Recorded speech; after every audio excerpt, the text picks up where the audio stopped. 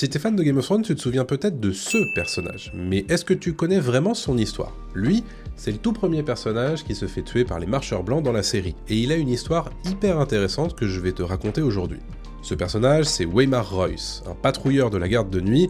Tout de suite, on se dit que sans doute c'était un criminel qui a été envoyé au mur, mais en fait, pas du tout. En réalité, Waymar Royce, c'était un chevalier avant d'entrer dans la garde de nuit, mais il a choisi de prêter serment de défendre le monde des hommes contre les sauvageons et les menaces au-delà du mur. Mais pourquoi? Il faut préciser quelque chose, c'est que Waymar est le troisième et plus jeune fils du seigneur Yohn Royce, et vu qu'il est le troisième fils, il est assez établi qu'il a peu de chances d'hériter de la richesse et des terres de son père. C'est pour ça qu'il a fait le choix d'entrer au service de la garde de nuit, et face aux autres patrouilleurs, plus modestes, Waymar jure complètement avec les autres frères jurés, car il vient d'un milieu bien plus riche comme le montrent ses superbes vêtements et son équipement décrit dans le livre. Bon, malheureusement pour lui, être riche ne l'a pas sauvé lors de sa première rencontre avec un marcheur blanc, RIP Waymar. J'ai encore des trucs à te dire sur Waymar Royce, mais avant ça, si t'aimes ce genre d'anecdotes, n'oublie pas de t'abonner à la chaîne pour voir mes prochaines vidéos. Il y a un truc intéressant à savoir, c'est que vous connaissez déjà la maison Royce, puisqu'on y fait référence dans la saison 1 de House of the Dragon.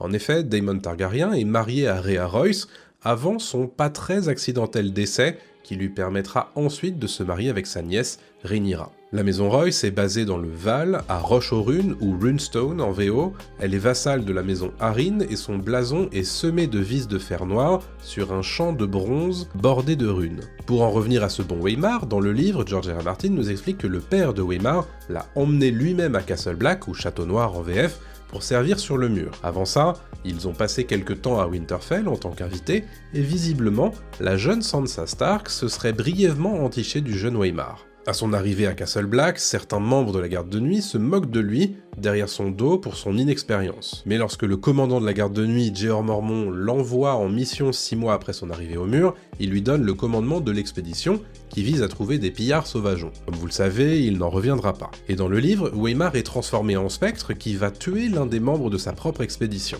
Pour la petite anecdote, le personnage était d'ailleurs joué par Rob Ostler, mais ce n'était pas lui qui devait l'incarner dans le tout premier pilote de Game of Thrones à la base. À l'époque, c'était Jamie Campbell Bower qui jouait le rôle de Waymar Royce, mais il a été recasté lorsque le pilote a été retourné quasi intégralement. Depuis, Jamie Campbell Bower s'est fait connaître dans le rôle de Vecna dans Stranger Things, et on le verra prochainement dans la saison 3 du Seigneur des Anneaux, les Anneaux de Pouvoir. Comme quoi, ce rendez-vous manqué avec Game of Thrones ne l'a pas empêché de faire carrière.